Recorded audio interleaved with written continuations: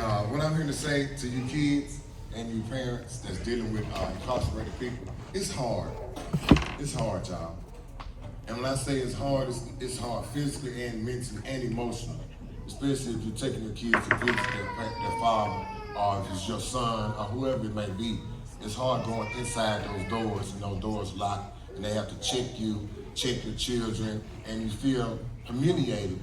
And those things, those situations we don't understand as being the guys or the women that commit those crimes to get taken away from our family and to have y'all come inside of that environment. That's a whole different world, being incarcerated. But what matters the most to a lot of people that's incarcerated is the families that live out here. The families that pick up their phone when they call. The families that walk through their door when they just visitation time. My wife, you stand up, Miss Knight. This is my wife, Miss Tasha Knight. We've been together 30-some years. She can attest to the trials and tribulations it is, because as soon as we got together, had a baby, had a child. I actually got a chance to see my child born. I went to jail what was it, 3 weeks after the child was born? 2 weeks after my child was born. We had just got together, y'all. And we young, teenagers, had a child. I got to see, I went to jail, went to prison. So imagine getting in a relationship with somebody, you just get into it, y'all get pregnant, have a baby, you go straight to prison. How do you think that made her feel? This guy just came and got a baby and gone to jail, you know? So it was very hard for me because I had never been in love, and she was the first woman, the only woman I ever been in love with, you know, and I took myself away trying to do something, to be something that I wasn't. I was, they can make a movie about me, really, y'all. And I know they literally can make a movie about the lifestyle that I live. I was a gang leader for so many years here in Jackson. All of the police officers who are 50 and older, they come to anything I have because they're so proud to see this version of John Knight. They used to tell me back then that you could be more than this, you could be more than, but I had that perception that most of our young inner city kids have, that this is all I know. And that's the reason I was saying that's all I know, because that's all I saw. I never was taken outside of my community, never took out of town, never had those family trips, so I missed out on a lot. So what I pride my program off and my life is showing kids things that they thought they'd never see. I have a young man, I should have brought RT. RT is one of my junior mentors in my program. When I first started LWP, he came to my first cohort. He got in trouble with the courts, met me and Judge, and we were mentoring him ever since then. He's graduated from high school, he's on his way to college, he just got a driver's license yesterday. But he's a true testimony of what it is to see something different. He had never been outside of Utica, y'all. I took him to the coast, I think last year, and he got the Teen Spirit Award for the only diversion program in the state of Mississippi. My youth got that award. And he was so happy when we was riding down, just going to the coast, y'all. And just recently, 3 weeks ago, I took him to Washington, D.C.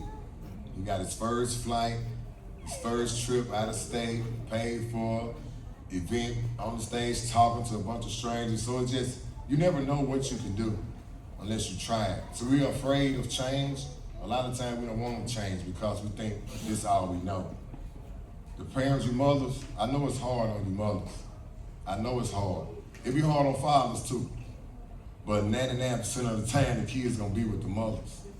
You gotta have faith though. If you really truly believe in God, you just pray to God. It ain't gonna happen overnight, man. It don't work that way. Because you gotta do your part to let God know that you believe in the prayer that you prayed to him. And he will answer those prayers. Hard times is just for everybody. God don't pick a color to make it the hardest time. We have that in our mind. You know what I'm saying? You gotta trust and believe in a higher power.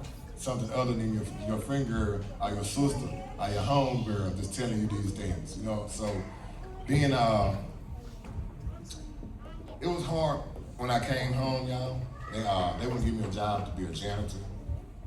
They wouldn't give me a job really nowhere because of my convictions, with drugs convictions, you know? And I cried at Chastain Middle School.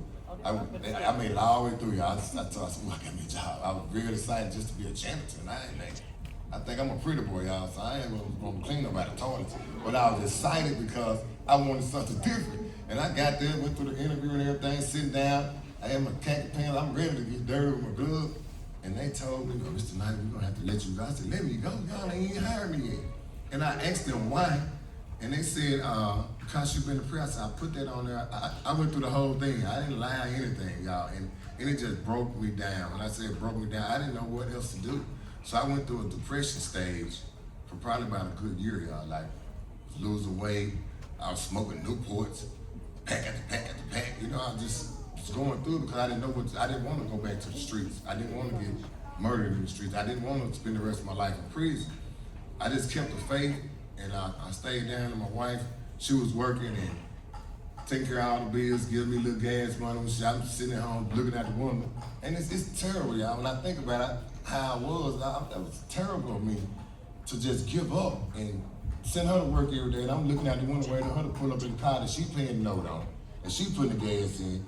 When she get paid, and she come home and give me $30, $40, buy me some shoes, paying for me to get in the car that she paying for me to just ride around like I'm still the dude I used to be because I didn't want to let that go. You know what I'm saying? So sometimes we have to let things go to get to where we're going. When I let those things go in my life, this 9 years ago, y'all, God has been showing up, He has been showing out, and has been pouring so much into me and into my family that sometimes, y'all, I don't know what to do. I ask myself and I ask God, why did you choose me? Sometimes I don't think I'm worthy of getting the blessings and being in the position that I'm in. Then I have to sit down and between my wife, Ms. Knight, and Judge Hicks, they had to tell me, John, you gotta just be cool. This is what you deserve, but a lot of times I don't because I did a lot of wrong, y'all. I wouldn't know, don't think I was now one of them dudes that was running around shooting up everybody's house and chasing late. Now, I just made mistakes, y'all, so don't judge me. You know what I'm saying? Do not judge me. God don't like this. He don't like ugly man. So I'm very humble. I'm very receiving the word of God. I'm very receiving the blessings, man. And this is a blessing that this church is doing this 20th year for the young lady that met her husband at the door in college. That's an amazing story for them to still be rocking 26 years later. You know, and hey, she ain't had no cell phone, but I had one. You know what I'm saying? But I remember them days. It was tough, cause me and Tasha used to sit on the phone and go to sleep and wake up, and she's going to school. Like, hey, time to get up. And now we see our son doing it, and his kids now, and we had to go back and think, baby, we did the same thing. We just didn't have FaceTime. We had FaceTime back then, man, on the pocket. But I want to say to all of y'all that's in here, even church members, the faculty and the staff, keep doing what you're doing. God didn't put you in these positions just to be in these positions. God don't give us discernment and understanding for us to hold it to ourselves. We don't get educated and get the things we have to keep it to ourselves to look down on people. We get it to share the wealth and share the love. A lot of us think that money is always the answer. Sometimes people just need a simple conversation or a hug. A hug, y'all. RT waiting right now to come Monday to be with we got a thing we got Monday and Tuesday. We've been texting. You know what he told me, y'all, what he want? He texted me a long text that he had been crying. And let me get myself together, my bad. I get sensitive because I don't supposed to be here, y'all. Like really. And my boy told me,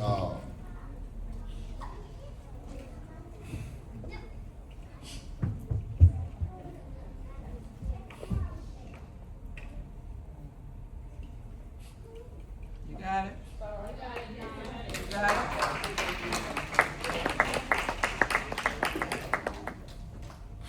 he told me, he said, man, you were judge. Saved my life. He said, I don't know where I would be if I didn't have y'all in my life. Cause he lost his twin brother in a car accident. And that's how he ended up beating us through the youth court.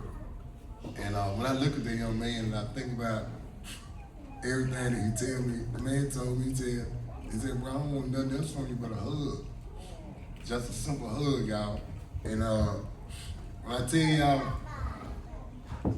I wake up, I go to sleep, I go through my day, only thinking of what I can do more to help anybody out. Like, I barely get rest. If it ain't Judge, talk to me, it's my lead mentor, Ron. If ain't Ron, talk to me, it's one of the kids' mothers. If ain't one of the mothers, it's one of the kids. If it ain't one of the kids, it's one of our kids. If it ain't that, it's something.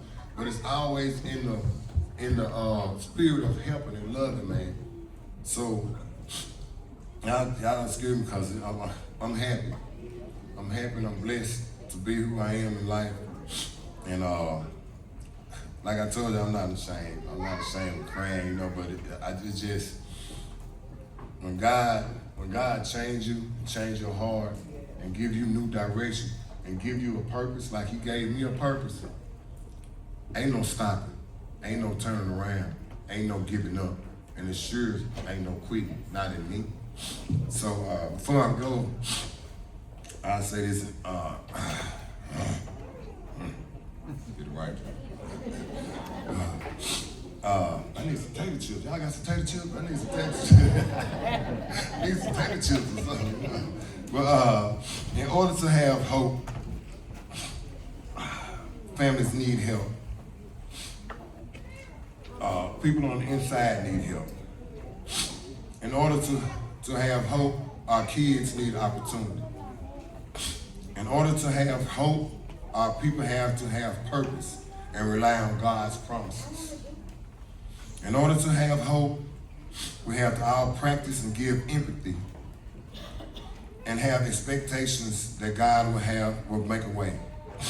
People can change. I'm a living testimony. But in order to change, you gotta have hope.